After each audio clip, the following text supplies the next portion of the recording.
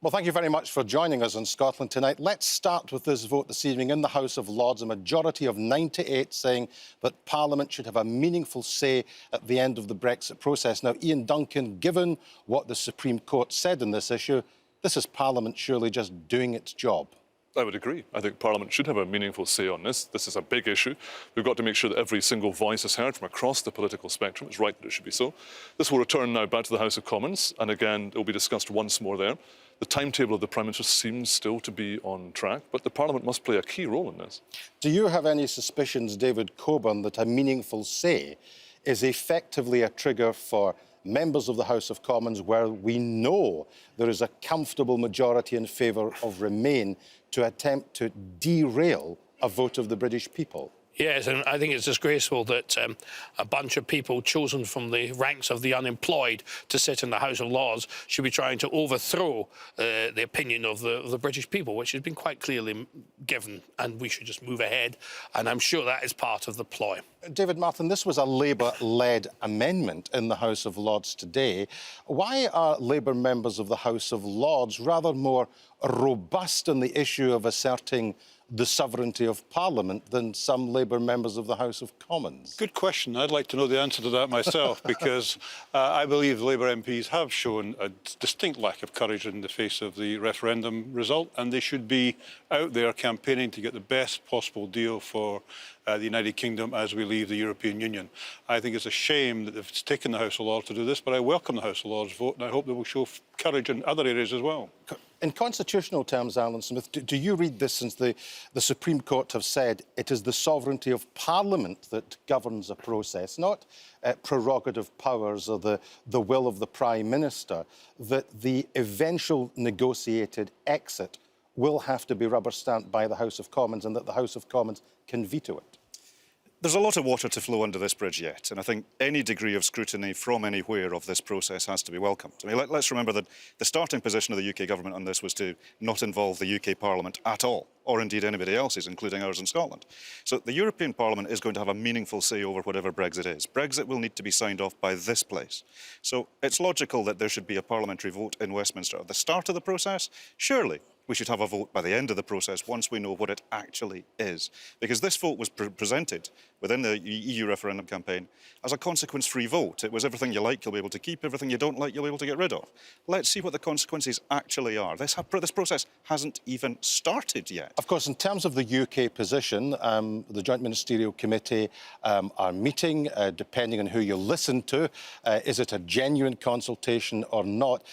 From what the First Minister seems to be saying, Ian Duncan, this is just a conversation of the deaf.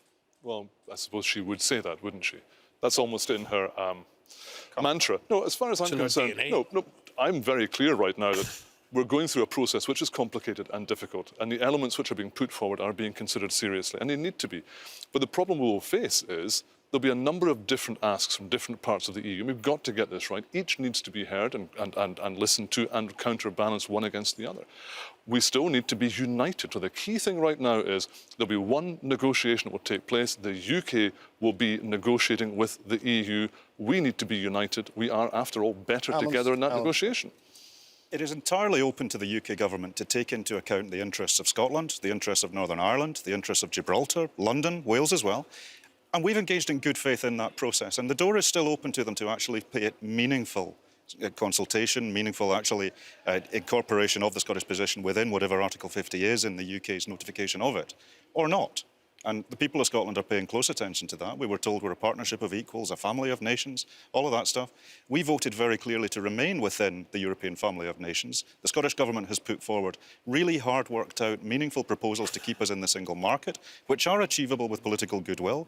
I think there's still a space to actually find solutions on this, but it depends on the goodwill of the UK government. I want to come on to that quite specifically in a moment, but David Martin, you're advising the First Minister. You're part of a committee of advisers to the First Minister. From where you sit, do you think that the UK government are seriously scrutinising, considering the paper which has been tabled by the Scottish Government, or is Mrs May simply just stringing the First Minister along, knowing that she's, in a sense, got to engage with the process? I think they are doing all the right formal things, but I think if you're asking if it's a serious dialogue, if we are seriously influencing the Westminster position, I don't think so.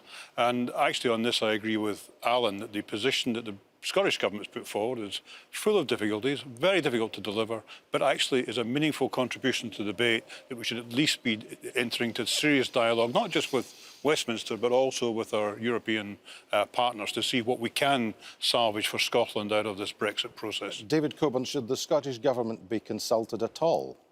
No, I think well, we consulted, yes, but at the end of the day, we decided as the United Kingdom, Scotland decided in the referendum to be part of the United Kingdom. We voted to, Scotland didn't entirely vote to leave the European Union, but 40% of Scots don't want to be part of the United Kingdom, the European Union. Sorry, European Union. 45, actually. Well, That's quite that's, but we're let's, talking about. let's watch this space. Well, yes and no. Now, we don't want you making up facts. No, I wouldn't do that, Granna. The thing is, we've decided as for the United Kingdom, and that's that. We can't muck about. What she's doing, she'll do anything to create trouble, which is going to be damaging for Scottish jobs. We must work together. The people of the United Kingdom have decided to leave the European Union. We cannot have the First Minister just using Scottish independence and nationalism as a way of disrupting the Well, let's address this issue about whether or not a bespoke solution is possible. David Martin, is it possible practically? Is it possible constitutionally? Is it possible legally? And perhaps most importantly of all, is it achievable politically, given what has to happen within the institutions? I think your last point is the most difficult. I think with a lot of goodwill, and I do mean a lot of goodwill, it is achievable both legally and economically and constitutionally, but you require third countries, you require the EFTA countries first to accept a non-state into the EFTA process, which they haven't done historically. You would have to put in place mechanisms for controlling goods that were coming into Scotland through the single market that wouldn't then be allowed to be exported to the UK. You'd have to find mechanisms for dealing with the free movement of people, all of which I think could be overcome. But the question is, will the British government be prepared to enter into dialogue to try and achieve that? That is the biggest obstacle. Ian Duncan, isn't that actually a fair point, that just when you sometimes think in the European institutions that you've got stalemate, if there is a political will for a certain end, politicians can make certain things happen. Perhaps the issue here is that the Prime Minister and the Scottish Secretary have made it absolutely clear there can be no bespoke solution for Scotland. I've studied the paper produced by the Scottish Government, and there are elements which I would agree with. But when it comes to comparing ourselves to the Faroe Isles and the idea that a part of a nation can join in EFTA, that's without precedent, and bearing in mind the Faroes have been trying for nearly a decade, as well as that their sponsoring nation in this would be Denmark, which is already in the single market. It's not that I'm pointing these out. I voted Remain. If we could find a way of dealing with this, I would be wanting to do it. But this approach does the Prime Minister have the will to deal with it? The challenge we're going to face right now, and David touched upon it, and it is, yes, if you look at Scotland being part of the EFTA deal and part of that single market approach, there would need to be some kind of regulatory approach along the Tweed, basically.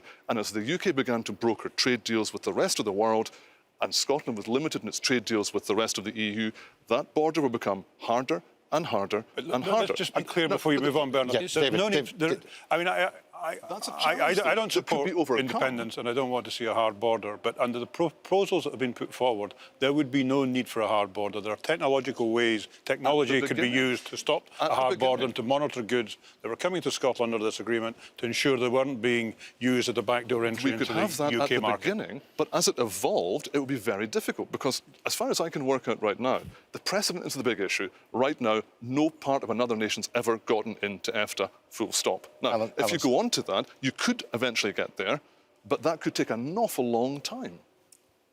I can see why there's a number of people telling us that this is all impossible and this can't be done. But the Scottish Government has put a lot of thought and time into coming up with solutions, coming up with answers. Now, our first position is that we want the UK to remain within the single market as a whole. So there's no question of borders at all. But there is going to need to be a special status for Northern Ireland. There's just going to need to be because there's a real border there that's a really serious issue. There is already an ongoing discussion with the Faroe Islands and EFTA and the EEA. There are ways of skinning this, and it takes political goodwill to do it. The paper that the Scottish Government's put forward has been received very well here, but there is a real awareness that this will need to be put forward by the UK Government, taking due note of Scotland's best interests. The Scottish Government, quite rightly, is working for Scotland's best interests. All options are on the table, but our preferred position is the UK as a whole remains within the single market, continues freedom of movement. That becomes politically less and less likely, I acknowledge that. But that's against Scotland's best interest, and it's not what we voted for. So David, that's our starting position. Alan is saying there that there is sympathy for the paper which has been tabled by the Scottish Government. There is sympathy within these institutions. Is that your reading of it? Well, they'll do anything to cause disruption. But quite frankly, Scotland needs jobs. That's what we need. We don't need all this Scottish Why would nationalist leave the nonsense. European Union, which will destroy our No, jobs? it won't. You're going to have new possibilities throughout the world. Really? Yes. Very much so. The Americans want to do a trade deal with us. Sure. You couldn't organise that through the European Union, and lots of other countries are lining up to do the same thing. We cannot have an international border 50 miles from Edinburgh. It would be disastrous Scottish business. It would be the best deal ever for Newcastle. Newcastle will become New Edinburgh. It would be the end of Scotland economically. It is insanity. Brexit's going to be the end of Scotland No, economically. no, it's not. This is going to be the best thing that ever happened to Scotland. We have free Scotland trade has throughout the world. more dependence on manufacture and agriculture than any other part of the United Kingdom, and we're going to be drawn out, pulled out the single market, where we benefit from our membership of the single market, help boost our manufacturing economy. We do 4 times more trade with England and the rest of the UK than we do with Europe. That is insanity. So we're just going to write off 250,000 jobs. It was decided. The people of Britain decided as a whole. Scotland decided to be part of the United Kingdom before that. So we But we decided in 1972, Are we going 73 to remain in the European Are we Union. going to let some lords to join the European who 75 to join the European Union? unemployed? Why? Well, I didn't vote for it. I was running around with Teddy Taylor trying to stop it. Yeah. And I was only a kid. I wasn't long enough to vote. But if you accept that 75 wasn't forever, why is 2016 forever? We were told that it was not a nation state. Forever, I suppose. That is what we've got: a flag, we've got an anthem, we've got all the nonsense that goes with So? it. We did not vote for that. Okay. We voted for a trade agreement. And quite frankly, we need to stay in the United Kingdom that's been successful for Great Britain for the best part On of that 400 point, years. Let's stick with it. On that point, and on that point of David Coburn running around in short trousers with Teddy Taylor, we're going to have to leave it there. Thank you very much indeed for joining us in Scotland tonight.